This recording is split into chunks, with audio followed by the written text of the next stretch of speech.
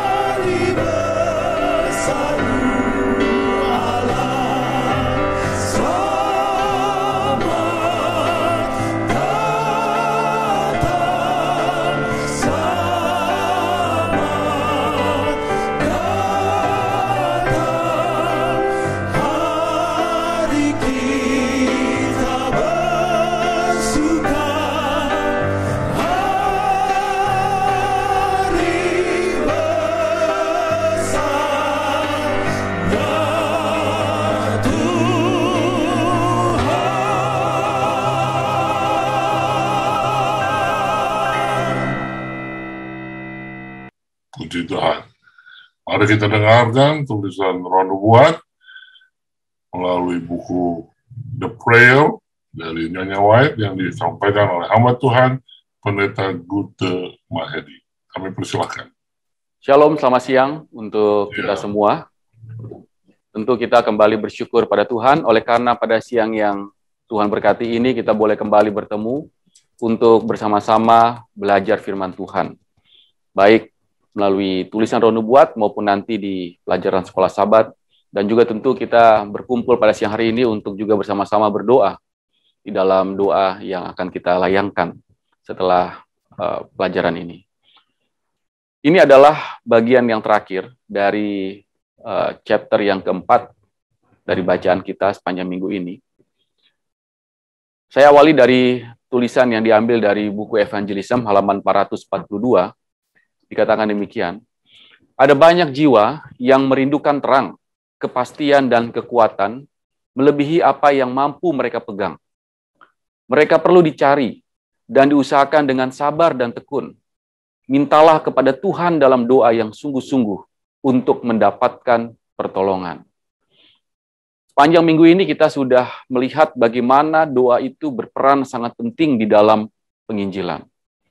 Metode-metode yang dibangun, perencanaan-perencanaan yang akan dilaksanakan sehubungan dengan program-program penginjilan akan memiliki kuasa yang sangat besar ketika doa menjadi bagian terpenting dalamnya. Tulisan selanjutnya mengatakan, hadirkan Yesus karena engkau mengenal Dia sebagai juru selamat pribadimu.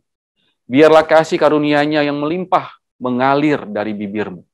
Engkau tidak perlu menyajikan doktrin kecuali dipertanyakan. Tetapi ambillah firman dan dengan kasih yang lembut dan penuh kerinduan bagi jiwa-jiwa, tunjukkan kepada mereka kebenaran Kristus yang berharga, kepada siapa Anda dan mereka harus datang untuk diselamatkan. Saudara, dunia ini dipenuhi dengan orang-orang yang rindu untuk mendengar kabar keselamatan. Hanya mereka tidak tahu harus kemana dan di mana mereka akan dapatkan kabar keselamatan itu. Tanggung jawab umat-umat Tuhan adalah untuk menjangkau mereka, untuk bertemu dengan mereka dan menyampaikan kabar keselamatan, kabar sukacita bahwa ada keselamatan yang Tuhan telah sediakan oleh kematian Kristus di kayu salib. Dan inilah yang harus menjadi pemikiran kita sebagai umat-umat Tuhan. Kita perlu datang kepada Tuhan dengan lebih sungguh-sungguh, meminta pertolongan dari Tuhan untuk memampukan kita menjadi juru kabar, menjadi saksi bagi Tuhan. Dan kehidupan yang kita hidupkan haruslah sejalan dengan apa yang kita sampaikan. Banyak orang yang fasih berbicara mengenai firman Tuhan. Banyak orang yang pandai untuk mengajar apa yang ada dalam firman Tuhan. Tetapi ketika orang melihat kehidupan pribadinya, mereka tidak menemukan bahwa ada kesamaan antara apa yang disampaikan dengan apa yang dilakukan.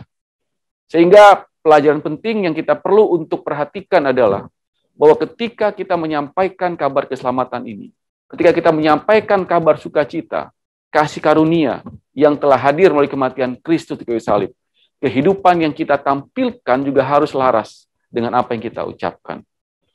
Tidak perlu kita mengajarkan banyak doktrin yang akan membuat orang-orang ini menjadi bingung oleh karena mereka belum pernah mendengar tentang doktrin-doktrin sebelumnya. Tetapi yang paling penting adalah bagaimana keselamatan itu, kasih karunia itu sampai kepada mereka. Dan kalau mereka sudah menerima keselamatan melalui pelajaran dari firman Tuhan yang mengajarkan tentang kasih karunia yang Tuhan sudah berikan melalui kematian Kristus, maka doktrin-doktrin selanjutnya akan mengikuti untuk dapat melengkapi pemahaman mereka akan kebenaran ini. Dan inilah yang kita perlu untuk lakukan. Kemudian di dalam tulisan selanjutnya dikatakan, para murid berdoa dengan kesungguhan yang kuat untuk siap bertemu dengan orang-orang. Dan dalam hubungan sehari-hari, mereka untuk mengucapkan kata-kata yang akan membawa orang-orang berdosa kepada Kristus.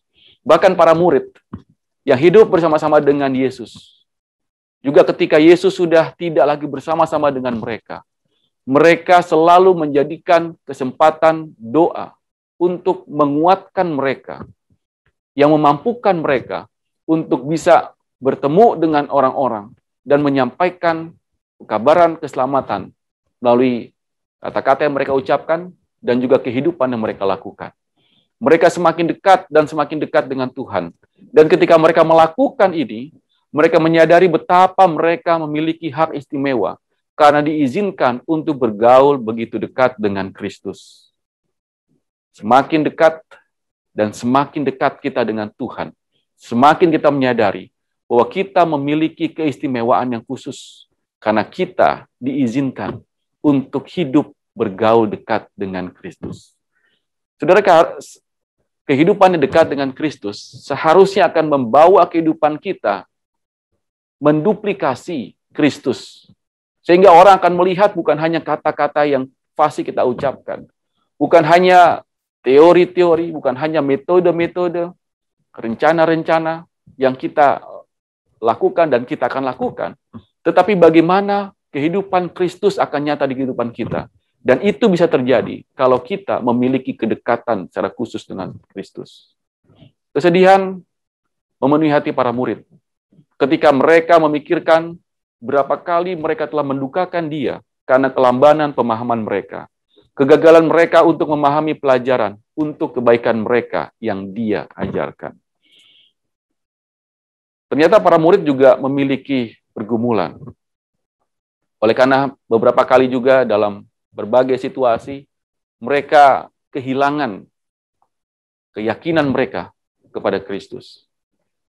Dan ketika mereka menyadari ini, maka mereka kemudian membuat sebuah perubahan kehidupan untuk menyadarkan mereka, meninggalkan kehidupan mereka yang lamban dalam pemahaman, sehingga pekabaran ini tidak terhalang oleh karena hal-hal yang terjadi akibat kelalaian mereka untuk dapat melakukan pemahaman yang benar dan tindakan yang cepat untuk bisa belajar dari firman Tuhan dan kemudian menyampaikan itu juga kepada orang-orang di sekitar mereka. Para murid merasakan kebutuhan rohani mereka dan berseru kepada Tuhan untuk memperoleh minyak pengurapan untuk mereka melakukan pekerjaan penyelamatan jiwa. Para murid tidak terus-menerus berada di dalam kegagalan ataupun kelambanan mereka untuk menyampaikan pekabaran dari firman Tuhan.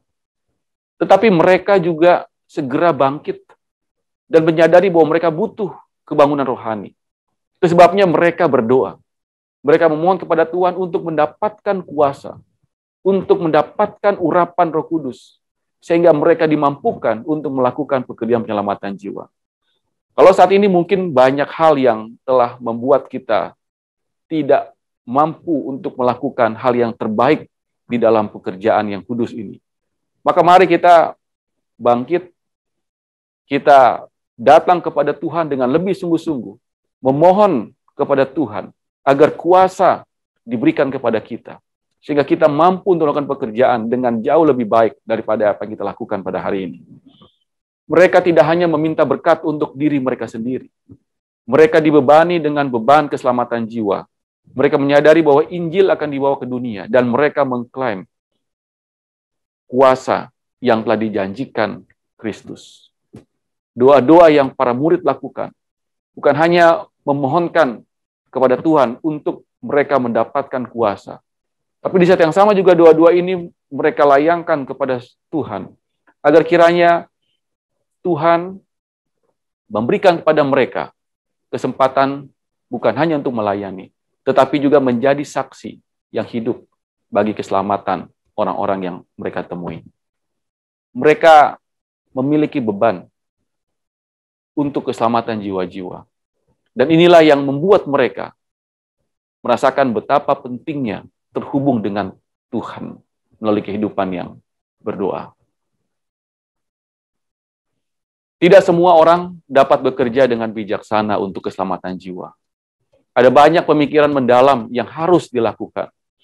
Kita tidak boleh masuk ke dalam pekerjaan Tuhan dengan sembarangan dan mengharapkan kesuksesan. Kita tidak boleh mengerjakan pekerjaan yang kudus ini, kabaran Injil kepada dunia ini dengan serampangan. Kita tidak bisa menyampaikan kabar keselamatan ini tanpa kita menyadari pentingnya keselamatan itu dalam kehidupan kita. Tuhan membutuhkan orang yang berpikiran, orang yang memiliki kemampuan untuk berpikir dengan baik, sehingga pekerjaan ini dapat dilakukan dengan sebaik-baiknya. Yesus memanggilkan kerja, bukan pembuat kesalahan.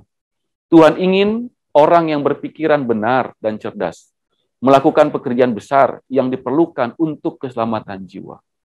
Saudara, semangat itu perlu. Keinginan, panggilan itu harus menjadi bagian yang penting.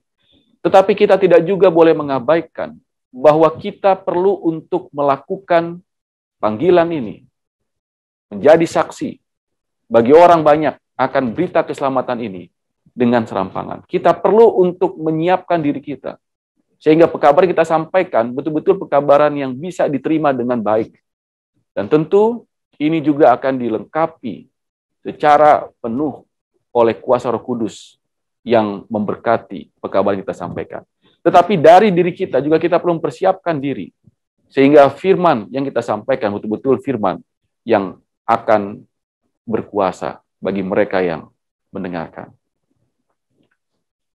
Dalam buku Testimonies for the Church, jilid 4, halaman 67, dikatakan mekanik, montir maksudnya, pengacara, pedagang, pria dan wanita dari semua jenis perdagangan dan profesi, mendidik diri mereka sendiri agar mereka bisa menjadi ahli dalam bisnis mereka. Ini hal yang sangat wajar.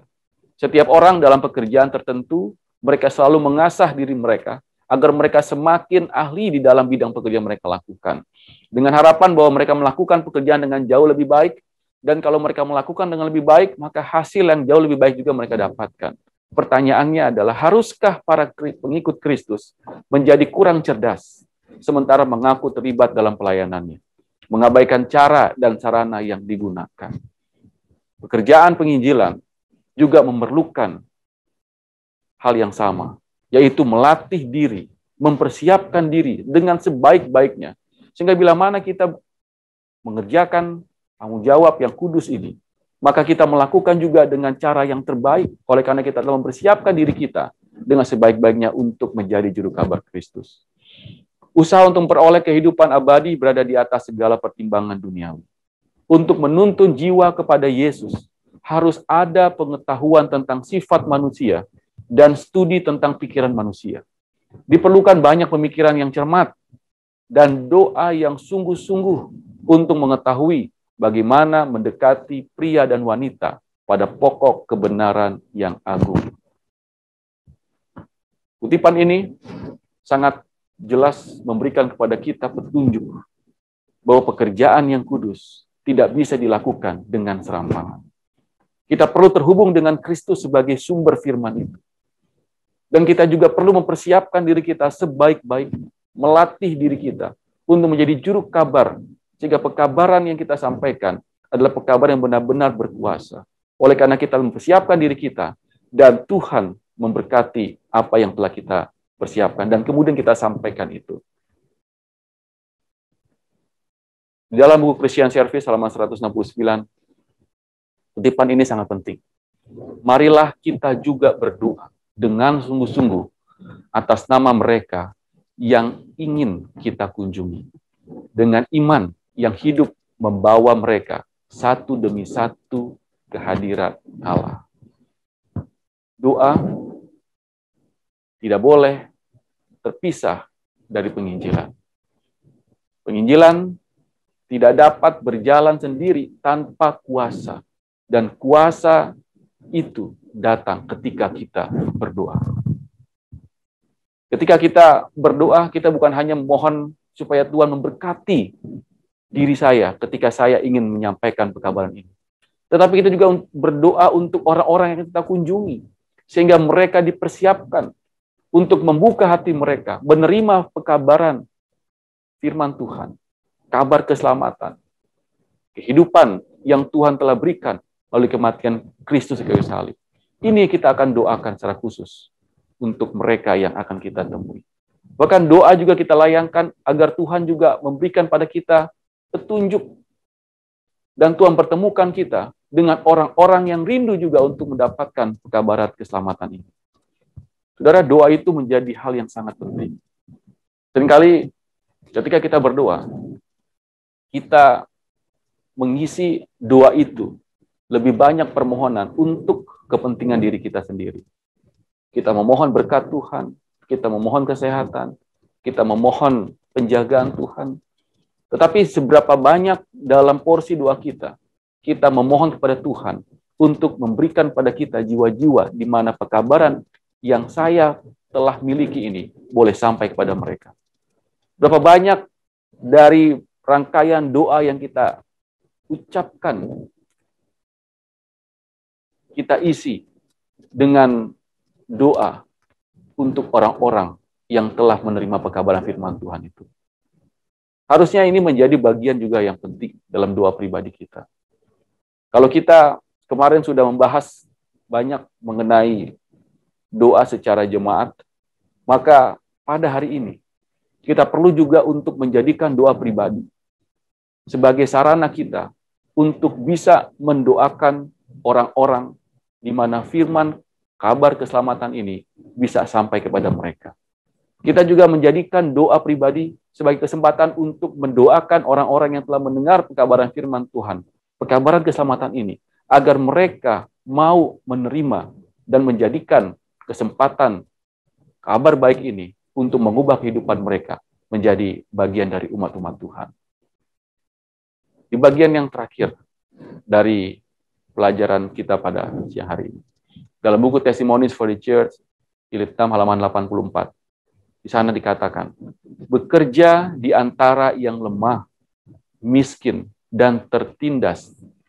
Kita harus berdoa untuk dan dengan mereka yang tidak berdaya, yang tidak memiliki keinginan kuat untuk mengendalikan nafsu yang telah merosot. Upaya yang sungguh-sungguh dan tekun harus dilakukan untuk keselamatan mereka yang hatinya memiliki kerinduan. Saudara, jadikan doa bukan hanya untuk kebaikan diri kita, tapi jadikan doa itu kesempatan untuk kita juga menjadikan orang lain menerima berkat keselamatan.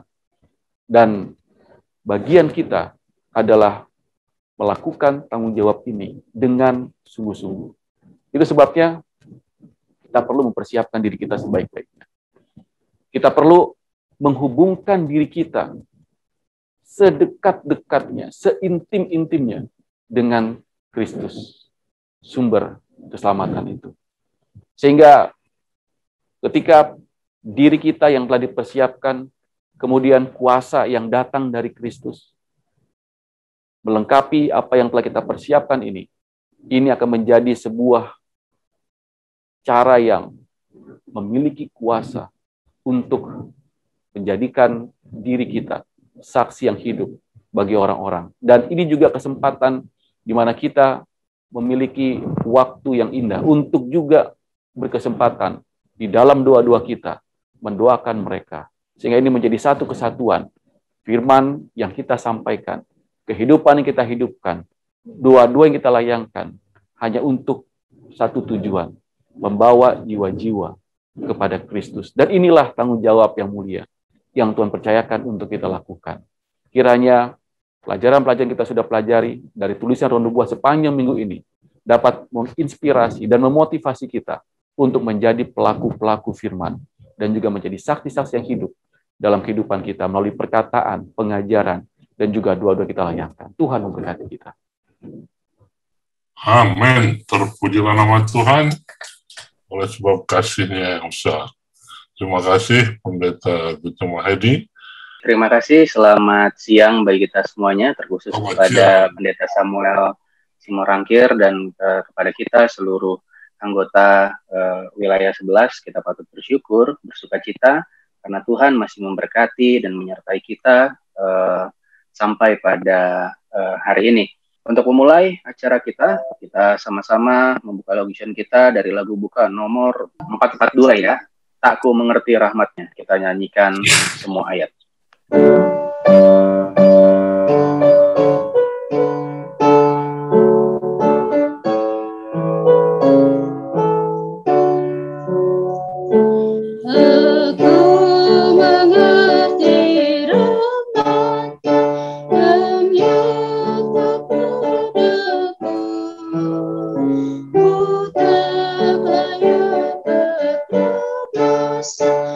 Kristus selamatkanku, tapi ku tahu siapa Dia yang ku percaya memimpin aku. Padanya ku berjanji setia selama-lamanya.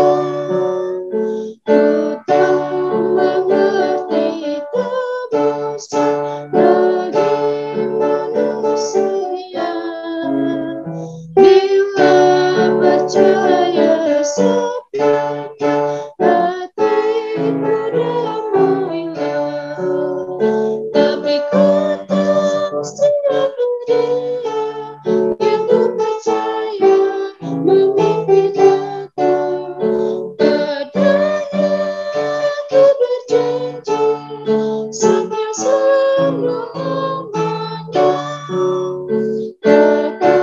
mengerti menyatakan dosa, dan Yesus dalam sedangnya percaya Dia.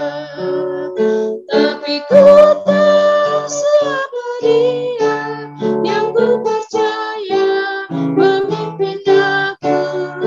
Padanya ku berjanji setia selama-lamanya.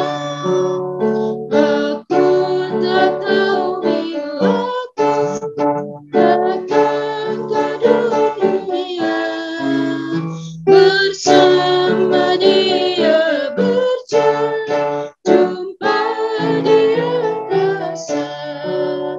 Tapi ku tahu siapa Dia yang ku percaya memimpin aku. Padanya ku berjanji setia selama-lamanya. Baiklah, kita bersatu dalam doa. Tuhan Allah Bapa kami yang bertahta dalam kerajaan surga, dengan penuh kerendahan hati kami datang ke hadirat-Mu Bapa, mengucapkan syukur dan terima kasih di mana Tuhan telah memberkati kami sampai pada siang hari yang indah ini ya Tuhan. Kami mau bersyukur dan bersukacita atas kesehatan, nafas hidup yang Tuhan berikan bagi kami, dan sukacita oleh kami dapat berkumpul bersama saudara-saudara kami melalui media Zoom Tuhan untuk berdiskusi pelajaran sekolah sahabat.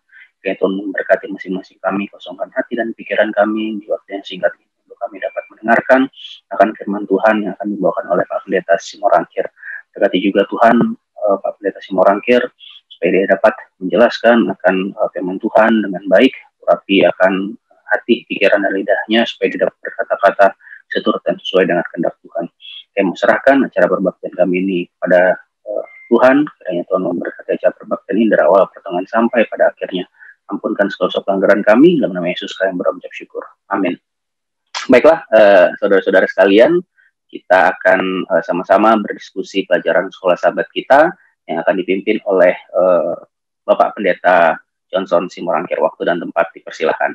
Baik, selamat siang bagi kita semua, umat-umat Tuhan yang diberkati. Selamat siang. Di mana kita boleh tergabung kembali untuk belajar dari firman Tuhan dan dari pena inspirasi.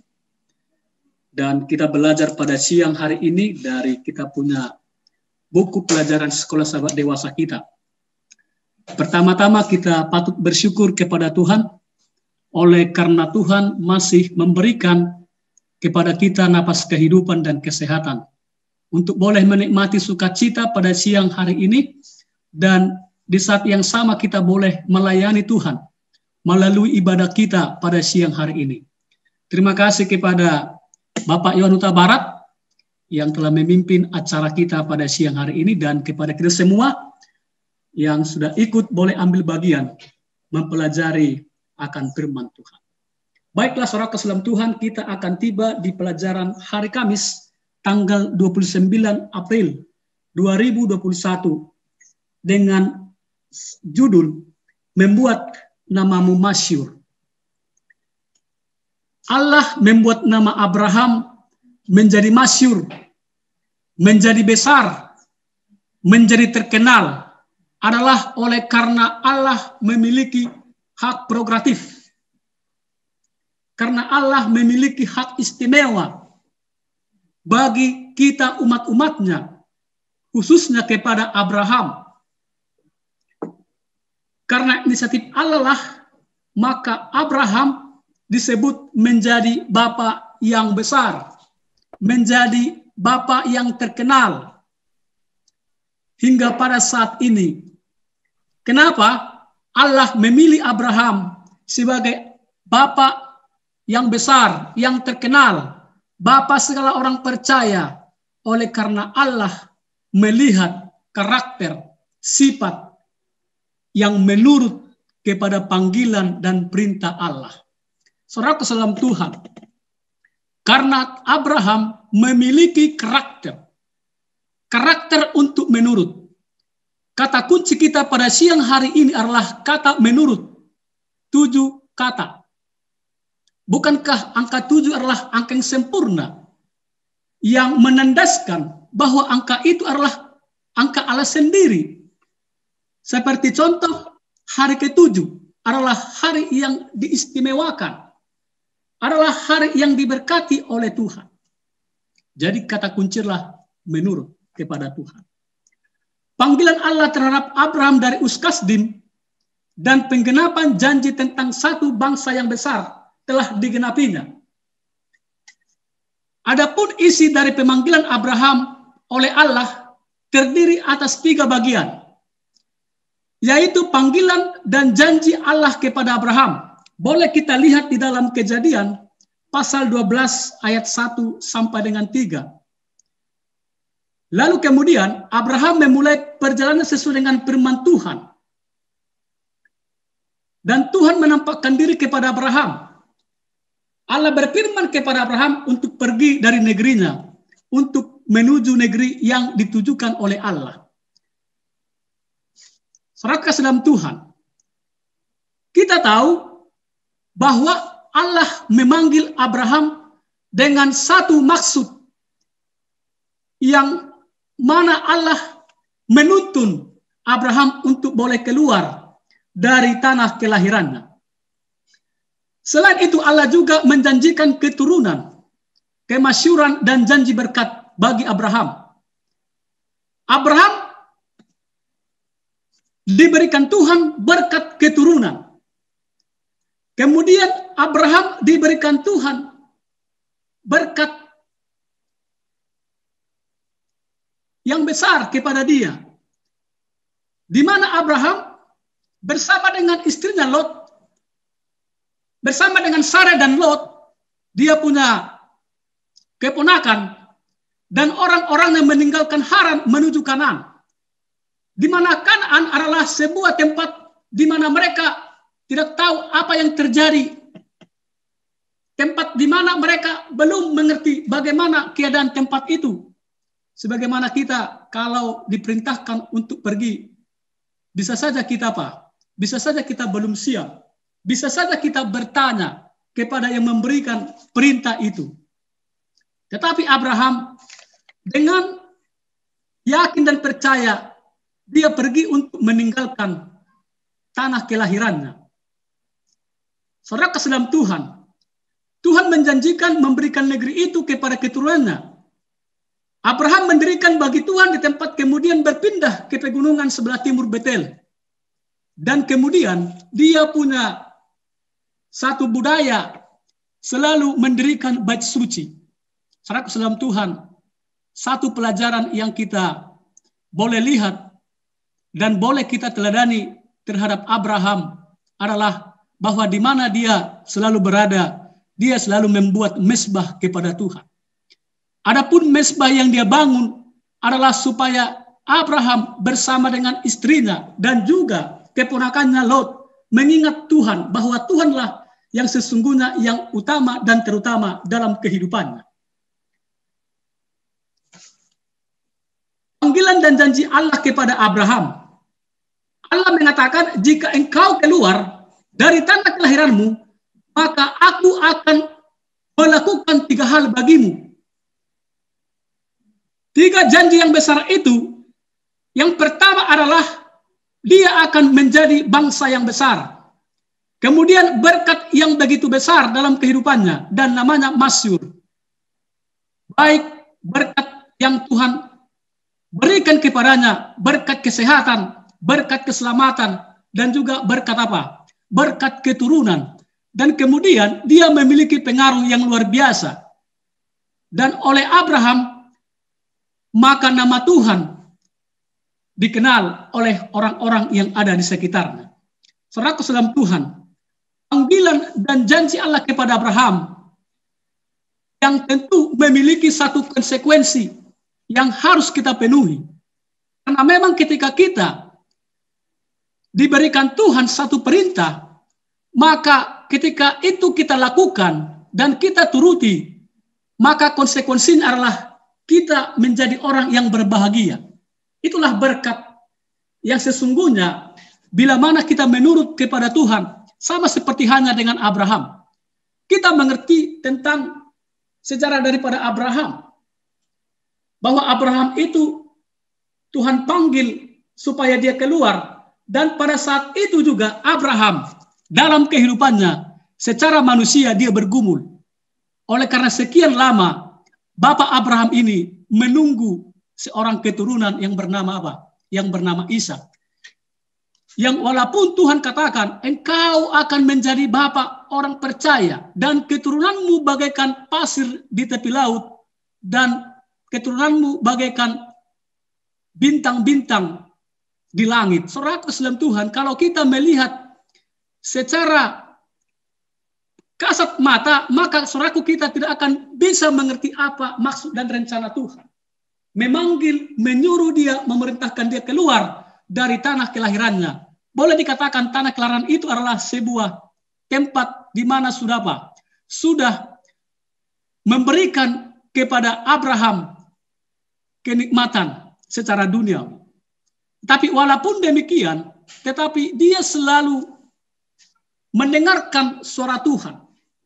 Dia selalu menuruti, menaati apa yang Tuhan katakan. Lalu kemudian ketika dia memiliki anak yang bernama Ishak, Tuhan pun katakan kepada Abraham, Abraham, maka sesungguhnya engkau akan persembahkan anak itu kepadaku sebagai suatu persembahan yang berkenan kepada aku. Tetapi apakah Abraham menolak, saudaraku? Secara manusia bisa aja kita bertanya kepada Tuhan dengan menggunakan bahasa kita manusia. Tuhan, sepertinya tidak betul ini. Masa saya mempersembahkan anak saya yang sudah lama saya tunggu-tunggu, yang sudah lama saya nanti-nantikan. Tetapi Abraham tidak pernah dia membuat suatu alasan untuk boleh membela dirinya. Tuhan katakan, Abraham persembahkan, dia persembahkan. Saudara dalam Tuhan, itu merupakan satu penurutan kepada Allah. Itu sebabnya ketika Abraham mengikuti apa yang Tuhan instruksikan, apa yang Tuhan sudah perintahkan, maka Tuhan membuat sesuatu itu menjadi suatu kebenaran bagi Abraham. Jadi saudaraku dalam Tuhan, penurutan itu sangat perlu.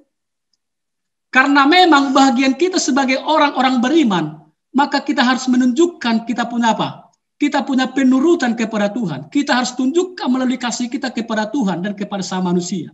Itulah orang yang beriman. Sehingga dikatakan adalah bapak orang percaya. Percaya ketika dia beriman kepada Tuhan, saudara dalam Tuhan. Oleh sebab itu, saudara dalam Tuhan, melalui kata-kata, tindakan, bahkan sikap kita, dapat membawa kemuliaan kepada Tuhan yang telah mengerjakan begitu banyak untuk kita. Ketika Tuhan berkata kepada Abraham, dia akan membuat namanya masyhur. Dia tidak mengatakannya dengan cara yang seperti dunia bicarakan, untuk seorang yang terkenal. Dan Abraham tidak pernah membuat sesuatu yang datang dari dirinya supaya dia apa? Supaya dia dikenal oleh orang lain. Tetapi Abraham, sekalipun dia adalah orang yang sangat tersohor, orang yang sangat termasyhur, orang yang sangat terkenal, tetapi Abraham selalu menuruti apa yang Tuhan katakan kepadanya. Saudara dalam Tuhan, bila mana dunia sekarang mencari popularitas, bila mana orang mencari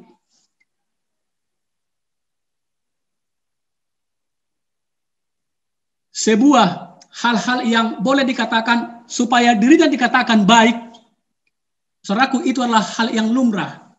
Tetapi tak satu pun terbesit dalam pemikiran dan dalam hati Abraham.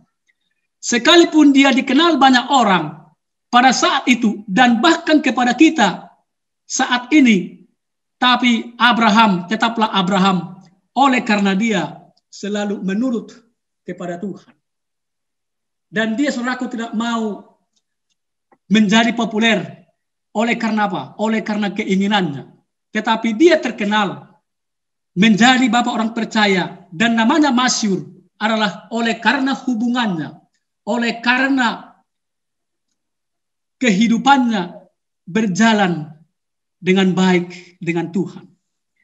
Saudaraku salam Tuhan, di dalam pelajaran kita ini bahwa Abraham seorang yang baik di mata Allah karena dia memiliki karakter, iman, penurutan, kerendahan hati, dan kasih seorang kepada yang lain. Sifat-sifat mungkin dihargai oleh dunia tidaklah merupakan faktor yang dunia akan anggap dapat menjadikan nama seseorang besar. Saudaraku salam Tuhan, begitu luar biasa Abraham ini, tak pernah dia menunjukkan sikap kesombongan, tak pernah dia menunjukkan sikap bahwa saya adalah orang yang hebat, tetapi dia menunjukkan bagaimana dia boleh menjadi berkat oleh kerendahan hati, oleh tabiat dan karakter yang dimiliki oleh Abraham. Inilah satu pelajaran yang perlu kita tiru di dalam kehidupan kita. Berkat-berkat Tuhan yang berikan kepada umatnya tidak selamanya sesuatu dengan berkat materi. Tapi itu juga bisa dikatakan berkat, bagian dari berkat. Tetapi berkat yang sesungguhnya yang boleh kita dapatkan dari pengalaman Abraham adalah kesetiaannya kepada Tuhan. Berjalan bersama dengan Tuhan, bersahabat dengan Tuhan. Saudara salam Tuhan, itulah yang menjadi satu pelajaran dalam kehidupan kita, supaya kita menjadi besar di hadapan Tuhan. Menjadi besar arti saudaraku bukan itu mengarah kepada postur tubuh atau kepada kita punya kekuatan, tetapi itu mengarahkan kepada kita roh kerendahan hati.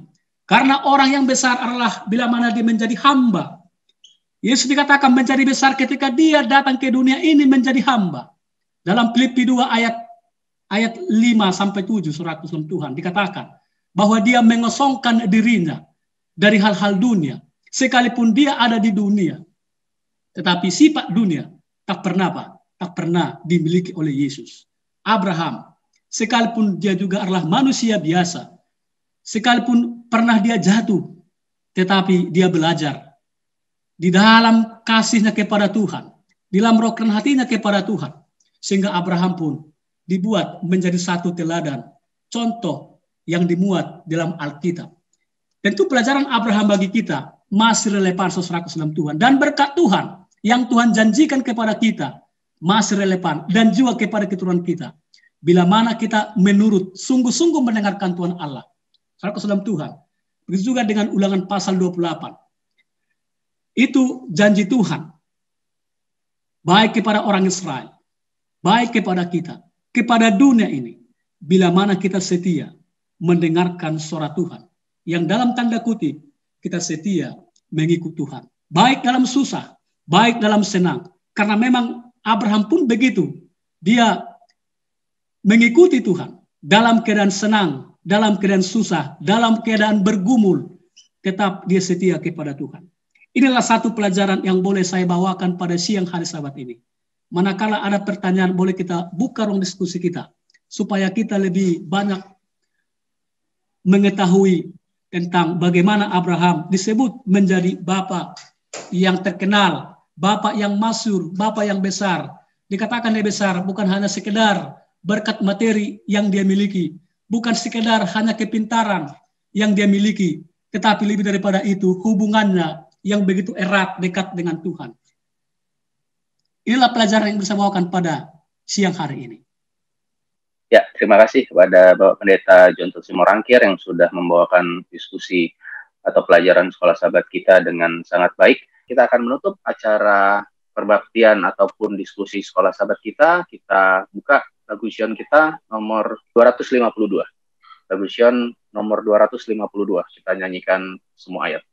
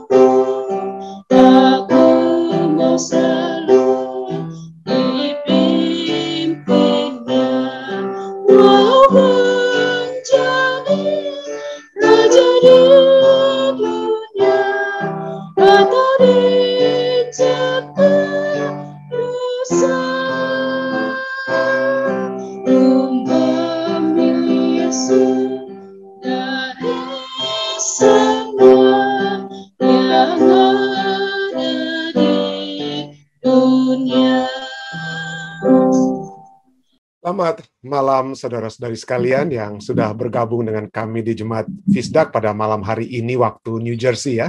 Tanggal 28 April tahun 2021 kita bersyukur kita dapat berbakti bersama-sama dengan saudara yang ada di California atau di Colorado di waktu sore hari waktu Amerika, atau saudara-saudari yang sudah bergabung dari Indonesia, tentunya ini sudah pagi hari Kamis begitu ya Ibu Siana ya.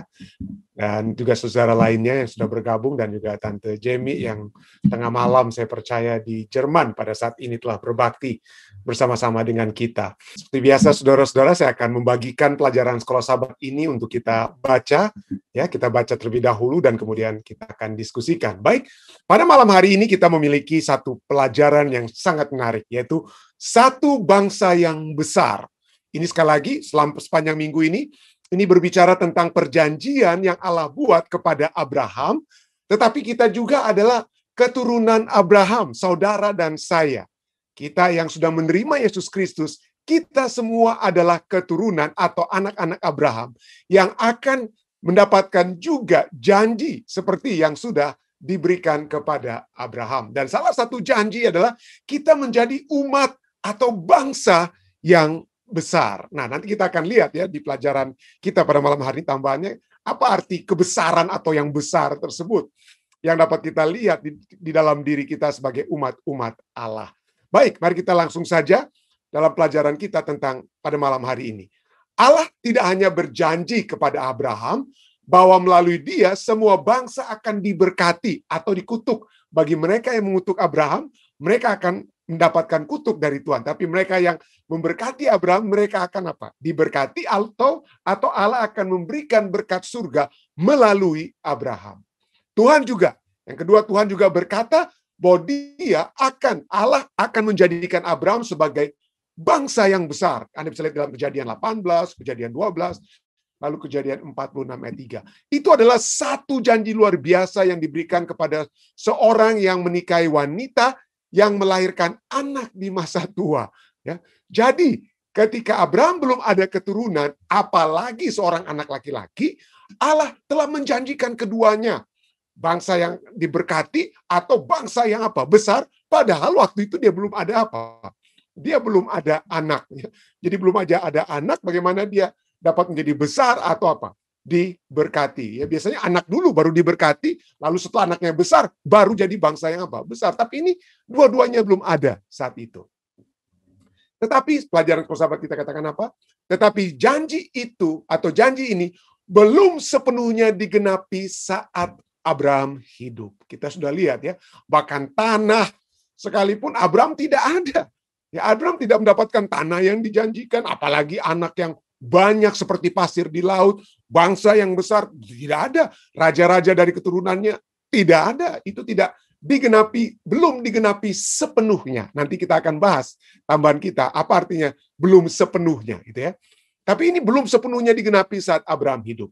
Ishak dan Yakub juga tidak melihat kegenapannya. Ya, jadi sampai keturunan cucu Abraham pun belum melihat kegenapan daripada janji bangsa yang besar tersebut. Allah mengulanginya kepada Yakub dengan tambahan informasi bahwa keturunannya akan memenuhi seluruh Mesir, dan itu kemudian terjadi setelah Yakub mati. Ya. Kejadian 46 ayat 3. Meskipun Yakub tidak melihatnya juga, tentu saja kita tahu janji ini atau janji itu digenapi. Mengapa Tuhan mau membuat satu bangsa istimewa dari keturunan Abraham? Dan apa istimewanya yang akan dibuat dari keturunan Abraham? Apakah Allah sekedar ingin satu bangsa yang lain yang berasal dari suku bangsa tertentu? Kenapa dipilih? Kenapa Abraham yang dipilih? Ya. Atau keturunannya itu adalah bangsa yang apa? Yang dipilih. Nanti kita juga akan lihat dalam tambahan pelajaran kita.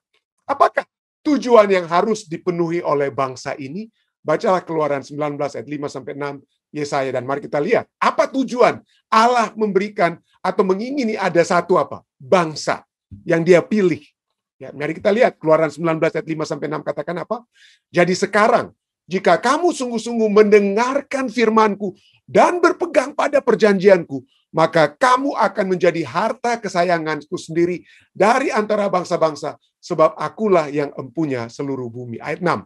Kamu akan menjadi bagiku kerajaan, imam, dan bangsa yang kudus. Inilah semua firman yang harus kau katakan kepada orang Israel. Jadi harta kesayangan Allah, ya, harta kesayangan Allah. Lalu Yesaya 60 ayat 1-3, bangkitlah, menjadi teranglah. Jadi kenapa harus dipilih untuk menjadi harta kesayangan Allah? Supaya menjadi terang, supaya dia bisa tampil beda dengan bangsa-bangsa lain. Ya, bangkitlah, menjadi teranglah. Sebab terangmu datang dan kemuliaan Allah terbit atasmu. Sebab sesungguhnya kegelapan menutupi bumi dan kekelaman menutupi bangsa-bangsa. Tetapi terang Tuhan terbit atasmu dan kemuliaannya menjadi nyata atasmu. Jadi ini satu poin yang harus kita pelajari dan kita harus lihat ya, bahwa kita dipilih menjadi umat Allah untuk menjadi apa? Terang. Yang harus tampil beda. Dunia ini sudah begitu gelap dengan kata lain ya. Tetapi kita harus menjadi terang yang membawakan apa? Menerangi dunia yang gelap ini. Ya. Bangsa-bangsa berduyun datang kepada terangmu dan raja-raja kepada cahaya yang terbit bagimu. Ulangan 4 ayat 6-8 katakan, lakukanlah itu dengan setia, sebab itulah yang akan menjadi kebijaksanaanmu dan akal budimu. Coba kita lihat, bangsa yang dipilih ini akan memiliki kebijaksanaan dan akal budi di mata bangsa-bangsa yang pada waktu mendengar segala ketetapan ini akan berkata, memang bangsa yang besar itu adalah umat yang bijaksana dan berakal budi. Jadi kebesaran itu berbeda dengan apa? pandangan kita bahwa kebesaran itu adalah apa? Waduh, kalau tentaranya hebat dan lain sebagainya, bangsa yang besar itu, ekonominya kuat sekali. Tetapi bagi Tuhan, di mata Tuhan yang besar itu apa? Kebijaksanaan dan akal budi kita, itulah yang menjadi standar kebesaran tersebut. Ayat 7.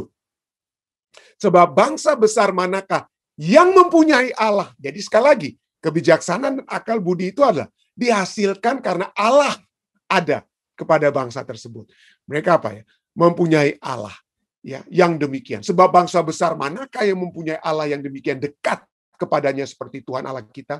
Setiap kali kita memanggil kepadanya. Dan bangsa besar manakah yang mempunyai ketetapan dan peraturan demikian adil seperti seluruh hukum ini yang kubentangkan kepadamu pada hari ini.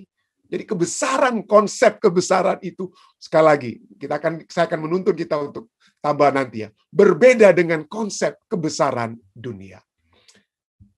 Terbukti dari kitab suci bahwa Allah bermaksud menarik perhatian bangsa-bangsa di dunia ini kepadanya melalui kesaksian bangsa Israel, melalui berkatnya kepada mereka, yaitu apa? Kebahagiaan, kesehatan, dan umat yang kudus. Bangsa itu akan apa? Menunjukkan berkat yang menyertai penurutan kepada kehendak pencipta. Berkat itu apa? Menurut kepada kehendak pencipta. Maka seluruh penduduk dunia akan ditarik untuk menyembah Allah yang benar. Yesaya 56 ayat 7. Jadi, perhatian semua manusia akan tertuju kepada Israel, Allah mereka. Jadi bukan kepada bangsa itu, tapi kepada Allah Israel, Allah mereka.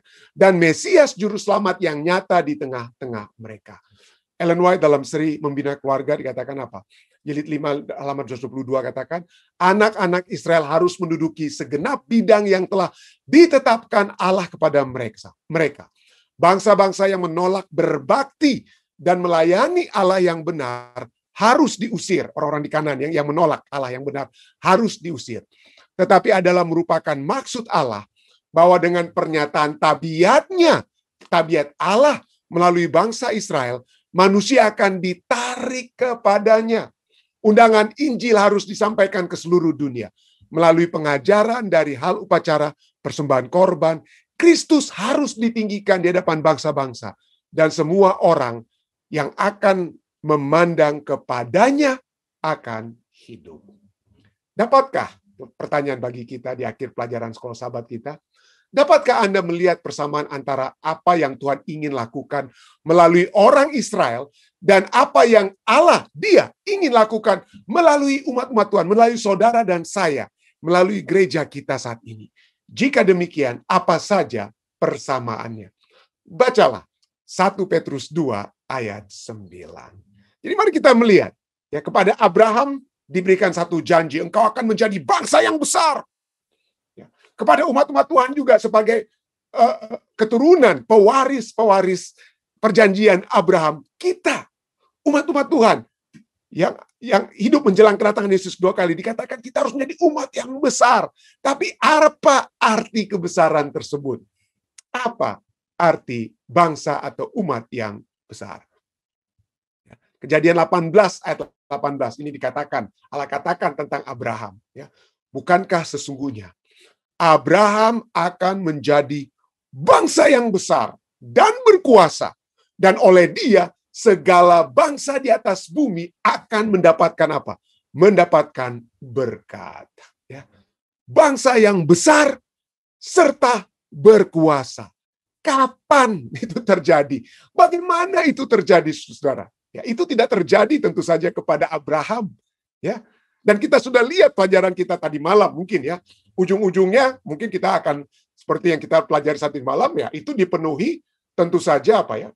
Pada saat Yesus datang dan juga pada saat kita semua akan berada dalam kerajaan surga. Itulah kerajaan yang besar dan berkuasa. Mungkin kita dapat lihat seperti itu. Tetapi kalau kita lihat, ya, itu bukan hanya sesuatu yang akan terjadi nantinya. Ya. Kebesaran dan berkuasanya itu betul akan sempurna di dalam kerajaan surga. Abraham menjadi bangsa yang besar dan berkuasa. Tetapi pelajaran sekolah sahabat kita katakan apa? Janji ini, itu yang tertulis tadi kita sudah baca. Janji ini pada sebagai bangsa yang besar dan kuasa belum sepenuhnya digenapi saat Abraham hidup, tentu saja.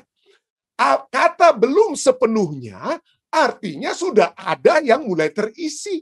Sudah ada yang mulai apa? Terjadi walaupun belum sepenuhnya. Dengan kata lain, kalau Allah berkata kepada saudara dan saya bahwa gereja atau kita dapat juga memiliki hal yang besar dan ada kuasa yang dapat kita miliki, walaupun nanti sepenuhnya itu terjadi dalam kerajaan surga, itu bukan berarti kita tidak dapat memilikinya saat ini. Ya, bukan berarti Abraham tidak melihat kebesarannya, kekuasaannya, kekuasaan tentunya yang berasal dari Allah yang dapat terjadi di dalam kehidupannya. Apa contohnya? Contohnya itu kita sudah melihat ya, pada saat mereka di Mesir, apa yang terjadi? Walaupun dia dalam keadaan yang salah, dia menyatakan bahwa Sarah istrinya itu adalah adiknya sehingga dia tidak, supaya dia tidak takut dibunuh oleh Firaun. Lalu apa yang terjadi kepada Firaun setelah Sarah itu masuk ke istana Firaun ya? Kejadian 12 ayat 17 katakan apa? Tetapi Tuhan menimpakan tulah yang hebat kepada Firaun. Demikian juga kepada seisi istananya karena Sarai istri Abram itu. Jadi di sini kita lihat ya, berkuasanya Tuhan juga melalui apa yang terjadi kepada Abram. Tuhan sudah janjikan, orang yang mengutuk engkau akan aku kutuk, engkau yang memberkati, orang yang memberkati engkau akan kuberkati. Dengan kata lain, di sini walaupun itu dalam keadaan salah yang telah Abraham buat, ya tidak sepenuhnya benar ya, karena Sarah itu saudara tiri Abram dari ibu yang berbeda, tetapi tetap saja Sarah itu adalah istrinya. Dia sudah berbohong. Tetapi walaupun demikian, kuasa Tuhan itu tetap ada percikannya yang mengalir melalui Abraham, sehingga Firaun itu dan seisi istananya itu kena tulah. Ada kuasa, ada kebesaran Tuhan yang walaupun masih sedikit mengalir kepada apa? Abraham. Kejadian 14 ayat 14 sampai 15. Ada 4 raja yang sedang menyerang Sodom dan Gomora dan menawan Lot, ya, keponakan daripada Abraham dan keluarganya. Lalu apa yang dilakukan oleh Abraham? Dia bukan raja. Abraham itu bukan raja, tetapi apa yang terjadi dalam Kejadian 14 ayat 14 dan 5 sampai dengan 15 dikatakan, ketika Abraham mendengar bahwa anak saudaranya tertawan, Lot ya tertawan, maka dikerahkannyalah orang-orangnya yang terlatih, yaitu mereka yang lahir di rumahnya. Ini bukan serdadunya, tapi ini pegawai-pegawainya, hamba-hambanya. 318 orang banyaknya. Lalu mengejar, lalu mereka hebat sekali, 318 orang ini mengejar 4 raja dengan pasukan-pasukan mereka. Tidak disebutkan berapa banyak, tapi tentu saja lebih banyak daripada Abraham. Tapi begitu saktinya Abraham ya, dia dan 318 orangnya mengejar musuh sampai ke Dan. Dan pada waktu malam, ayat 15, pada waktu malam berbagilah mereka, ia dan hamba-hambanya itu, untuk melawan musuh. Mereka mengalahkan dan mengejar musuh sampai ke Hobah di sebelah utara Damsyik. Kalah total 4 raja dan serdadu-serdadu raja tersebut oleh Abraham. Jadi kita lihat walaupun Abraham belum memiliki kerajaan, tetapi dia sudah memiliki kuasa dan kebesarannya sedikit yang terlihat ya, yang terjadi di dalam kehidupannya. Tetapi sekali lagi dia belum sepenuhnya memiliki kebesaran tersebut. Lalu kemudian kita tahu, mungkin Abraham tidak memiliki seperti kesaktian bangsa Israel yang seperti kita bisa lihat. Tapi coba kita lihat kepada bangsa Israel sudah dinyatakan ya dalam Keluaran 19 ayat 5 sampai 6 ya, seperti kita sudah baca tadi. Jika kamu sungguh-sungguh mendengarkan firman-Ku dan berpegang pada perjanjian-Ku, maka kamu akan menjadi harta kesayangan-Ku sendiri dari antara segala bangsa, sebab Akulah yang empunya seluruh bumi. Kamu akan menjadi bagiku kerajaan imam dan bangsa yang kudus. Inilah semuanya firman yang harus kau katakan kepada orang Israel. Tetapi mari kita lihat sejarah umat manusia. Ya. Bahkan dalam kitab Daniel, apakah ada dalam struktur mimpi Nebukadnezar tentang bangsa-bangsa besar di bumi ini, yang mana salah satu bangsa besar itu menurut penglihatan Nebukadnezar dalam Daniel 2, ada bangsa Israel di situ. Atau menurut nubuatan Daniel pasal 7 dan Daniel pasal 8. Apakah ada bangsa Israel menjadi bangsa yang besar? Tidak ada. Sejarah umat manusia yang Mesir, bangsa yang besar. Lalu dalam Daniel 2 kita tahu Babylon. Lalu setelah Babylon, Medo-Persia. Sesudah itu kerajaan apa? Kerajaan Yunani atau Greka. Lalu kemudian kerajaan Romawi. Tidak pernah sekalipun disebutkan tentang kerajaan atau bangsa Israel. Walaupun sampai saat ini diakui ini negara kecil di Israel di Timur Tengah ya. Pernah coba dihajar, coba untuk diserang oleh bangsa-bangsa Arab di sekelilingnya untuk dihajar bangsa Israel tersebut. Kerajaan atau negara Israel, tapi mereka berhasil kuat, hebat seperti. Tetapi Israel itu sendiri tidak pernah menjadi bangsa yang besar, saudara-saudara. Ya. Jadi pertanyaannya, apakah Allah ini salah membuat janji kepada bangsa Israel zaman dahulu? Ya. Nah, mari kita lihat. Ya. Kita lihat juga bahwa bangsa atau umat yang besar ini juga dijanjikan kepada pengikut-pengikut Tuhan. Ya, di akhir zaman. Misalnya pada 1 Petrus 2:9. Diberikanlah perjanjian yang sama kepada bangsa Israel, diberikanlah. Tetapi kamulah bangsa yang terpilih, imamat yang rajani, umat-umat Kristen ya. Bangsa yang kudus, umat kepunyaan Allah sendiri. Supaya kamu memberitakan perbuatan-perbuatan yang besar dari Dia yang telah memanggil kamu keluar dari kegelapan kepada terangnya yang ajaib. Pada saat ini diberikan kepada Petrus, ya ini diberikan pada saat umat Kristen mula-mula itu sedang dianiaya, kecil sekali di hadapan kerajaan Romawi. Ya, tapi kenapa kepada mereka disebut kepada bangsa yang terpilih? Ya, seakan-akan mereka dapat menjadi apa? Seperti janji kepada bangsa yang besar, bangsa Israel, mereka itu menjadi bangsa yang besar. Apa itu konteks besar tersebut? Berkuasa dan besar. Ya. Nah, seringkali banyak orang Advent khususnya ya yang pikir, wah kita ini pendeta kita umat sisa. Wah puji Tuhan, saya percaya. Saya tidak menyatakan apa ya. Saya katakan terus terang, amin, saudara. Tetapi banyak juga yang berkata, pendeta, kalau kita orang umat sisa, umat Tuhan yang di akhir zaman dan lain sebagainya, kok kita kecil terus, pendeta? Organisasi kita itu kecil, tidak sebesar organisasi lainnya. Ya, padahal kita anggap kitalah imamat yang rajani menjelang kedatangan Yesus 2 kali ya. Ada e-huddle, evangelism huddles ya, pembicaraan di North American Divisi ya, tentang pertumbuhan gereja. Khususnya di North American Division ya, di North American Division. Dan juga ini adalah kemudian ada studi-studi lainnya yang melambangkan tentang pertumbuhan gereja Advent di seluruh dunia ya. Jadi saya percaya kita semua adalah umat sisa. Tapi ini adalah sekretaris daripada North American Division namanya Kyoshin An, pendeta Kyoshin An. Dia katakan ini, walaupun gereja di North American Division setiap tahun, setiap ada 100 anggota gereja, kita ada pertumbuhannya itu, setiap 100 anggota gereja kita juga tambah apa? 3 new members untuk setiap 100 anggota setiap tahunnya, ada 3 tambahan keanggotaan yang masuk ke dalam gereja Advent di North American Division di sepanjang 10 tahun yang lalu. Tetapi, walaupun setiap tahun untuk 100 orang bertambah 3 orang, tetapi 10 tahun terakhir ada 120.000 anggota gereja Advent yang keluar dari pintu belakang. Yang tidak lagi menjadi anggota gereja. Yang hilang atau tidak masuk lagi mengeluarkan dirinya dari keanggotaan gereja. Jadi apa yang terjadi? Artinya apa? Artinya sepanjang 10 tahun terakhir ini ada, kalau jumlahnya itu 120.000 anggota yang hilang, itu dengan kata lain ada 1 uni di Amerika ini yang jumlah keanggotaannya 120.000 itu hilang. Saya nggak tahu berapa jumlah keanggotaan gereja Advent di Uni Timur atau Uni Barat, tapi yang saya tahu berapa ya, waktu saya di Unclub saya dengar Uni Timur itu kurang lebih 120-an ribu anggotanya. Itu berapa puluh tahun lalu itu ya. Saya nggak tahu sekarang. Tapi kalau 120-an ribu artinya 1 uni Indonesia Timur 10 tahun lalu itu habis keanggotaannya. Karena apa? Murtad atau hilang. Dan ini penelitian. Ini penelitian menurut Kyoshin An. Dia katakan di antara tahun 2017 sampai 2019, di antara 3 tahun terakhir ini, gereja-gereja yang tidak bertumbuh, artinya plateau itu tidak bertumbuh, tidak naik, tidak turun. Itu ada 74% gereja-gereja di Amerika ini yang mati tidak, hidup juga tidak. Artinya ya begitu-begitu saja. 74%. 17% itu apa?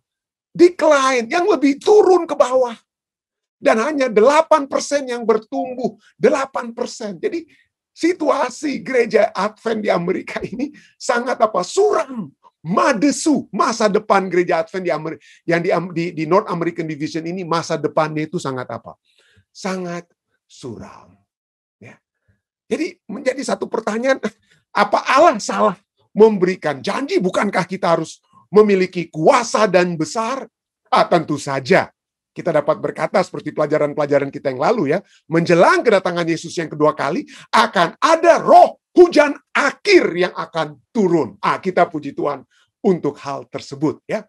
Akan ada roh hujan akhir sehingga pertumbuhan ini, itu akan menjadi semakin besar. Dan saya berdoa saya tidak sedang berdoa bagi kita untuk untuk melempem atau plateau seperti begitu. Tapi mari kita bertumbuh, keanggotaan kita, iman dan keanggotaan kita. Tetapi poinnya adalah jangan kita menghubungkan antara pertumbuhan keanggotaan itu sebagai tanda kebesaran kita. Walaupun itu mungkin dapat menjadi satu tolak ukur, tapi itu mungkin hanya menjadi salah satu tolak ukur kecil. Tapi apa tolak ukur yang terbesar sehubungan dengan konsep Alkitabiah tentang bangsa atau umat yang besar dan berkuasa? Nah, mari kita lihat. Konsep Alkitab tentang kebesaran dan berkuasanya itu, kita sudah baca tadi Kejadian 18 ayat 8. Kejadian 18 ayat 18 ya. Bukankah sesungguhnya Abraham akan menjadi bangsa yang besar dan berkuasa, dan oleh dia segala bangsa di atas bumi akan menjadi berkat. Kenapa? Poinnya ayat 19 katakan apa? Sebab aku telah memilih dia. Ini poinnya. Kebesaran daripada Abraham dari bangsa-bangsa lainnya oleh sebab bukan apa yang Abraham lakukan, umat Tuhan yang besar, bukan karena apa saja yang kita lakukan, tentunya itu kita perlu berbuat sesuatu, tetapi terlebih yang pertama-tama yang harus terjadi, sebab aku telah memilih dia. Sebab Tuhan telah memilih saudara dan saya. Supaya apa?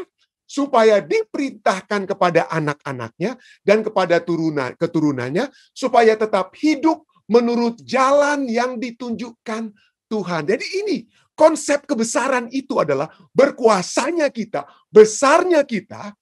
Tentu saja kalau kita bisa bertumbuh secara keanggotaan, tapi yang pertama dan utama adalah Allah memilih kita.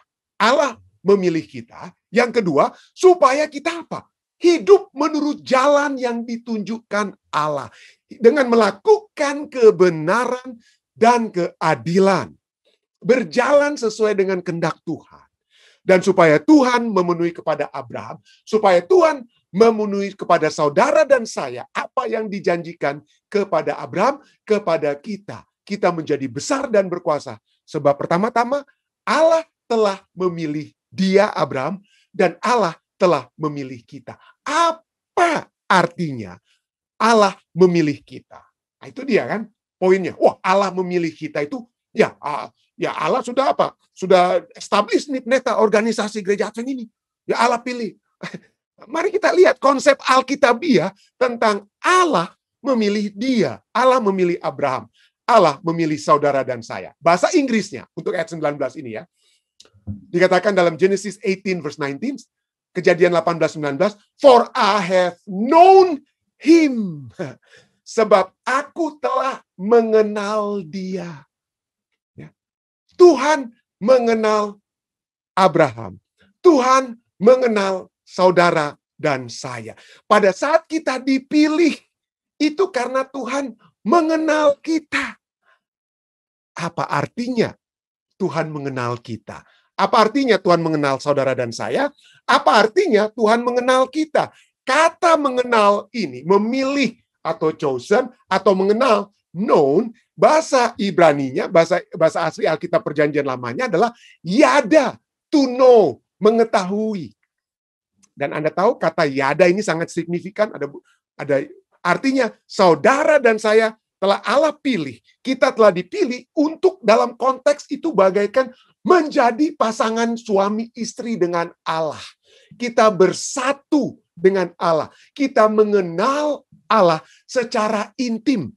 Bahasa lainnya, mengenal Allah, dipilih oleh Allah adalah kita berhubungan intim dengan Allah. Nah, ini konotasinya tentu saja, saudara-saudara, bahasa Indonesia kalau kita berbicara tentang saya berhubungan intim dengan istri saya istilahnya berhubungan apa? Secara seksual. Dan memang inilah arti kata yada. Ya, tidak heran dalam Kejadian 4 ayat 1, kata yada ini digunakan dalam arti apa? Kemudian manusia itu atau Adam bersetubuh yada dengan Hawa istrinya dan mengandunglah perempuan itu. Kemudian manusia itu, bahasa Indonesia terus terang aja bersetubuh, atau kalau mau sopannya itu manusia itu berhubungan intim, atau yang lebih sopan lagi seperti Alkitab bahasa Inggris, and Adam knew Eve his wife and she conceived. Pada saat kita dikatakan dipilih oleh Allah, kita dikenal oleh Allah, ya Allah mengenal kita, kita memiliki artinya hubungan intim dengan Allah, yada dengan Allah.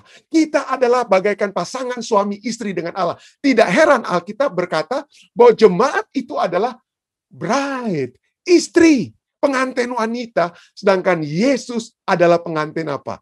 Pengantin pria kita.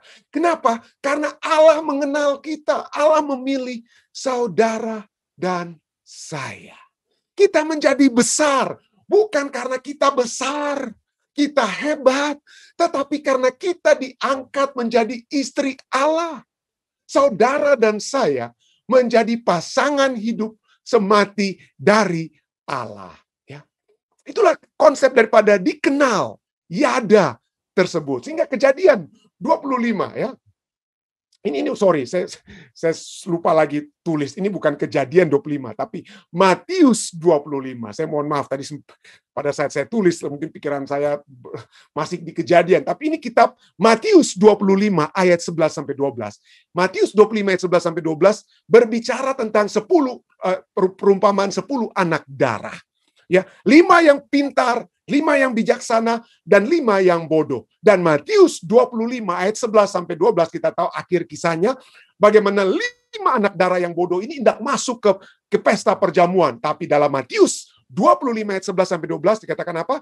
Kemudian datang juga gadis-gadis yang lain itu 5 anak darah yang bodoh dan berkata, "Tuhan, Tuhan, bukalah pintu kami." Tetapi ia menjawab, Tuhan katakan apa? Tuhan itu katakan menjawab apa? "Aku berkata kepadamu, sesungguhnya aku tidak mengenal kamu." Besar, ya, kuasa itu diperoleh pada saat kita mengenal, berhubungan intim dengan Allah kita, dengan Tuhan kita. Dan ini satu konsep yang sangat penting ya di Alkitab. Kalau kita tidak mengenal Tuhan, kalau kita tidak dikenal oleh Tuhan, percuma hidup kita itu. Kita tidak akan masuk ke dalam apa? Kerajaan surga. Dengan kata lain, Matius 7 ayat 22 sampai 23. Pada hari terakhir banyak orang akan berseru kepadaku, "Tuhan, Tuhan, bukankah kami bernubuat demi namamu, mengusir setan demi namamu, mengadakan banyak mujizat demi namamu juga?" Pada waktu itulah aku akan berterus terang pada mereka dan berkata, "Aku tidak mengenal kamu, enyahlah daripadaku kamu sekalian pembuat kejahatan." Ya.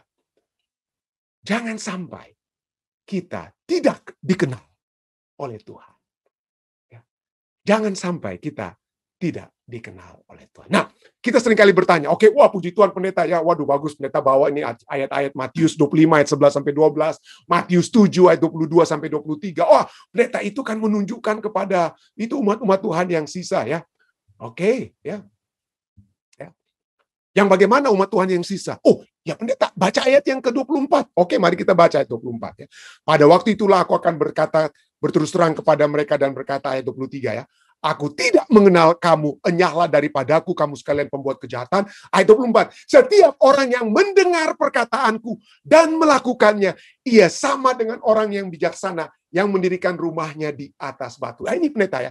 Ini tandanya bahwa kita mendengar perkataan Yesus dan melakukan perkataan atau firman Tuhan. Amin. Saya aminkan, saudara. Ini memang inilah kuncinya ya. Inilah kuncinya. Tidak heran banyak di antara kita kemudian yang menghubungkan mendengar perkataan Yesus dan melakukan perkataan Yesus itu kita lihat inilah tanda umat yang sisa. Umat kudus dalam Wahyu 14 berbicara tentang apa ya? Umat yang sisa yang tidak menurut kehendak daripada Babel atau Babylon. Ya, yang mana ciri khas mereka adalah apa? Yang penting di sini adalah ketekunan orang-orang kudus yang menuruti perintah Allah, yang mendengar perkataanku seperti dalam Matius 7 dan iman, melakukan atau memiliki iman kepada Yesus. Ya, oke, puji Tuhan untuk ayat-ayat ini ya. Tetapi mari kita lihat, itu bukan hanya itu, saudara. Puji Tuhan kalau kita memiliki 10 hukum, tapi di luar daripada itu ada yang lebih luas. Kenapa? Karena 10 hukum ini intinya adalah apa? Kita mengasihi Allah dengan segenap hati kita dan juga kita mengasihi sesama seperti kita apa? Mengasihi diri kita sendiri. Tapi penjabarannya juga itu bukan hanya kepada orang luar, orang lain yang menolak firman Tuhan, yang tidak percaya hukum Sabat dan lain sebagainya. Tetapi ini juga terus terang berbicara juga kepada saudara dan saya yang sudah memiliki apa? Mendengar perkataan Yesus, menuruti perintah Allah dan iman pada Yesus. Tetapi penjabarannya seperti tertulis dalam Galatia 4 ayat 9. Tetapi sekarang, sesudah kamu mengenal Allah, atau lebih baik, sesudah kamu dikenal Allah, sesudah kamu dengan Allah, dikenal Allah, bagaimanakah kamu berbalik lagi kepada roh-roh dunia yang lemah dan miskin, dan mau mulai memperhambakan diri lagi kepadanya. Jadi jangan kita hanya puas. Jangan hanya kita puas, wah karena saya sudah berbakti di hari Sabat, karena saya sudah menuruti hukum-hukum Tuhan. Tapi coba kita lihat penjabaran daripada orang yang dikenal Allah, yang akan menerima kerajaannya, yang dikenal, yang akan diterima oleh Allah, yang mengenal dan dikenal Allah adalah kita yang berbalik, yang sudah tidak mau lagi di sini katakan apa? Tidak mau lagi mengikuti roh-roh dunia. Apa itu roh-roh dunia? Wah, itu pendeta itu yang opok-opok mungkin, atau yang percaya dengan nujum-nujum atau roh-roh penyamun dan lain sebagainya. Tidak ya. Ayat ini berbicara tentang prinsip duniawi, ya. Prinsip-prinsip keduniawian, dengan kata ya. Prinsip-prinsip duniawi. Bahasa Inggrisnya berbicara ini bukan tentang roh-roh dunia, ini berbicara tentang tingkah laku duniawi yang seringkali walaupun kita masuk gereja hari Sabat, walaupun kita rajin menurut 10 firman Tuhan, tapi masih ada prinsip-prinsip duniawi yang ada dalam hati kita. Ada kesombongan rohani. Itu prinsip duniawi yang merasa lebih tinggi daripada orang lain. Sedangkan Yesus menyatakan apa? Dia merendahkan dirinya lebih rendah daripada seorang hamba. Yesus bahkan lebih meninggikan orang. Dia mati sebagai hamba agar orang lain ditinggikan. Tetapi kita masih memiliki prinsip duniawi. Siapa yang akan lebih besar? Yang lebih mengetahui tentang hukum Sabat? Siapa yang lebih tahu tentang hari Sabat yang sesungguhnya? Siapa yang lebih mengetahui tentang doktrin Trinitas? Saya lebih tahu dari Anda. Dan lain sebagainya. Ada kesombongan rohani. Dan ini adalah prinsip-prinsip duniawi. Saudara-saudara. Prinsip-prinsip duniawi. Atau di dalam gereja. Siapa yang akan menjadi pemimpin? Siapa yang akan menjadi ini? Kita buat ini. Kita buat tim suksesi agar kita yang berkuasa dan lain sebagainya. Itu prinsip duniawi.